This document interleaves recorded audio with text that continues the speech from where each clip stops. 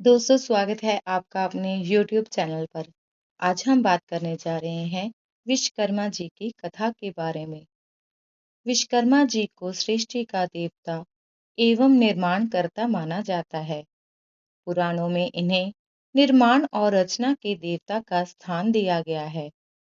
इनके हाथों से निर्माणित भवन, नगर, अस्त्र शस्त्र और अन्य कारीगरी से जुड़ी हुई चीजें अद्वितीय मानी जाती हैं।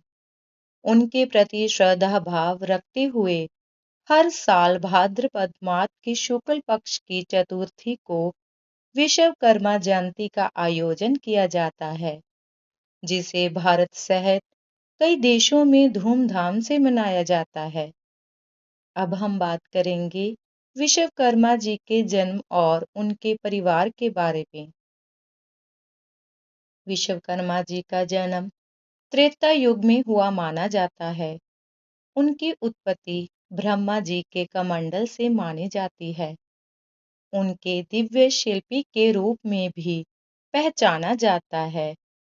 उनके जन्म की कथा में ऐसा बताया गया है कि जब देवताओं को सृष्टि निर्माण के लिए एक कुशल कारीगर की आवश्यकता हुई, तो ब्रह्मा जी ने अपने कमंडल से एक तेजस्वी पुरुष की उत्पत्ति की, जो कि विश्वकर्मा थे। कथाओं के अनुसार इनकी पत्नी का नाम घृताची था और उनके पुत्र का नाम नल था। नल को भी निर्माण और स्थापत्य का वरदान मिला था और उन्होंने रामायण में राम और रावण के युद्ध के दौरान समुद्र पर पुल का निर्माण किया था। विश्वकर्मा जी के कई ऐसे कार्य और निर्माण हैं जो कि पुराणों में वर्णित है। इनके निर्माण अद्भुत और अलौकिक थे, जिन्हें देवता एवं दानव दोनों ही सम्मानपूर्ण प्राप्त करना चाहते थे। जैसे कि इन्होंने ही स्वर्गलोक का निर्माण किया है। विश्वकर्मा जी ने इंद्र के लिए स्वर्गलोक का निर्माण किया। इस स्वर्गलोक में सभी प्रकार की सुख सुविधाएं, देवताओं के निवास स्थान और अत्यंत भव्य वातावरण था। इसके भव्यता के कारण ही इसे देवालय भी कहा जाता है। अब हम बात करेंगे लंका नगरी के बारे में। रामायण के अनुसार लंका नगरी का निर्माण भी विश्वकर्मा जी ने ही किया था। रावण ने विश्वकर्मा जी से यह नगरी प्राप्त की थी। इसे सोने की नगरी भी कहा जाता है। लंका का निर्माण अत्यंत सुंदर और प्रभावशाली ढंग से किया गया था। इसके बारे में कहा जाता है कि इसके चारों ओर विशाल गढ़ और भव्य मंदिरों का निर्माण किया गया था। अब हम बात करेंगे द्वारका नगरी के बारे में। महाभारत काल में भगवान श्री कृष्ण ने कंस के मारे जाने के बाद मथुरा छोड़ दी थी, क्योंकि कंस के मित्र और उसके समर्थक हमेशा मथुरा पर आक्रमण करते रहते थे।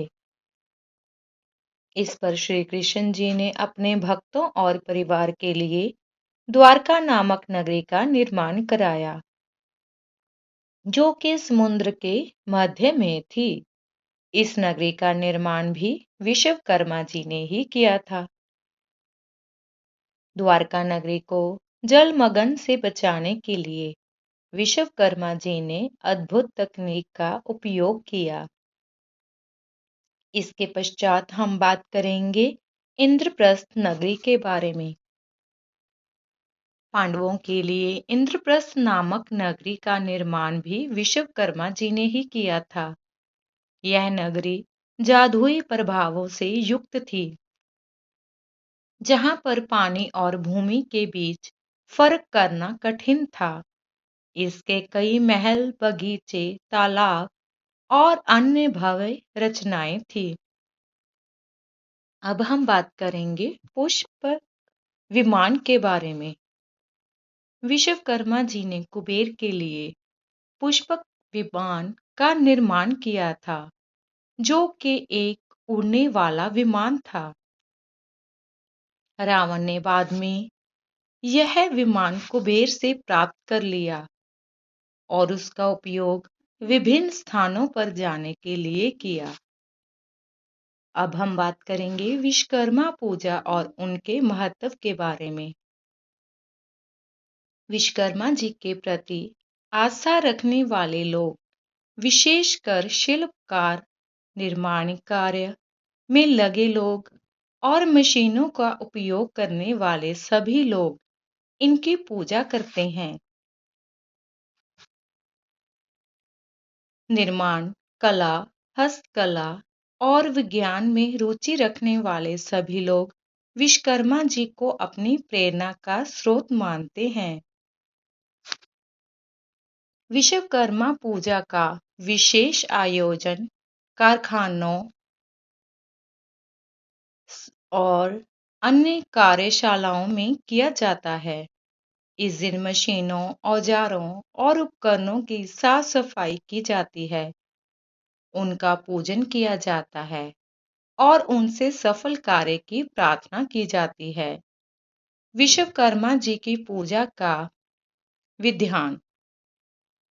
विश्वकर्मा पूजा की शुरुआत भगवान गणेश जी की वंदना से होती है। गणेश वंदना जी के बाद विश्वकर्मा जी की मूर्ति स्थापित की जाती है और फिर विधि पूर्वक उनकी पूजा की जाती है। इसके पश्चात हम बात करेंगे कलश स्थापना के बारे में। पूजा स्थल पर एक कलश स्थापित किया जाता है, जिसे पवित्र जल, पुष्प और अक्षत से भरकर रखा जाता है। अब हम बात करेंगे पूजा सामग्री के बारे में।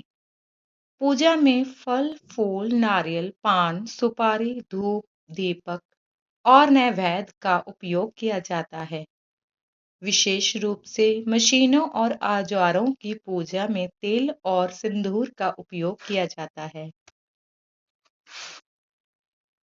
इसके पश्चात भगवान विश्वकर्मा जी के लिए मंत्रोच्चार किया जाता है। पूजा में विश्वकर्मा जी के मंत्रों का उच्चारण किया जाता है, जिससे वातावरण पवित्र और सकारात्मक होता है। इसके बाद आरती और प्रसाद भी होता है। अंत में विश्वकर्मा जी की आरती की जाती है और प्रसाद का वितरण किया जाता है। इसके पश्चात मशीनों और औजारों का पूजन भी होता है। इस पूजा में विशेष रूप से औजारों और मशीनों को पूजने का रिवाज है, क्योंकि विश्वकर्मा भी निर्माण के देवता है। अब हम बात करेंगे शिक्षा और प्रेरणा के बारे में। विश्वकर्मा जी का जीवन हमें यह प्रेरणा देता है कि मेहनत और लगन से किया गया निर्माण बहुत ही अद्वितीय होता है। यह सभी कारीगरों, शिल्पकारों और वैज्ञानिकों के लिए प्रेरणा का स्रोत है। उनके द्वारा बनाए गए नगरी, भवन और यंत्र आज भी मानवता के लिए प्रेरणादायक माने जाते हैं। विश्वकर्मा जी के प्रति सम्मान और भक्ति का भाव रखने वाले लोग अपने कार्यों में कुशलता, गुणवत्ता और निपुणता को बढ़ावा देते हैं। विश्वकर्मा पूजा एक ऐसा पर्व है जो हमें अपनी कारीगरी का सम्मान करने, उसे सुधारने और उच्च गुणवत्ता के लक्ष्य की ओर प्रेरित करता है। विश्वकर्मा जी की कथा हमें यह सिखाती है कि सूजन और निर्माण के बिना सृष्टि का अस्तित्व संभव नहीं है। हमारे जीवन में निर्माण और विकास का महत्व है और इसके लिए हमें श्रम, निपुणता और धैर्य की आवश्यकता है। विश्वकर्मा जी का आदर्श हमारे जीवन में यही संदेश देता है कि हमें अगर अपने कार्य को श्रद्धा और भक्ति और समर्पण के साथ करना चाहिए तो हमारा यह कार्य सदैव श्रेष्ठ होगा। आज के युग में भी जहां विज्ञान और तकनीक का क्षेत्र निरंतर विस्तार कर रहा है, विश्वकर्मा जी की उपासना और पूजा हमें यही याद दिलाती है कि हमारे भीतर भी वही सृजनशीलता और नवोन्मेष करने की क्षमता है। दोस्तों, अगर आपको हमारी आज की वीडियो अच्छी लगे, वीडियो को लाइक करें, चैनल को सब्सक्राइब करना ना भूलें। मिलते हैं आगे ही एक और नए वीडियो व कथा के साथ। तब तक के लिए जय विश्वकर्मा देव।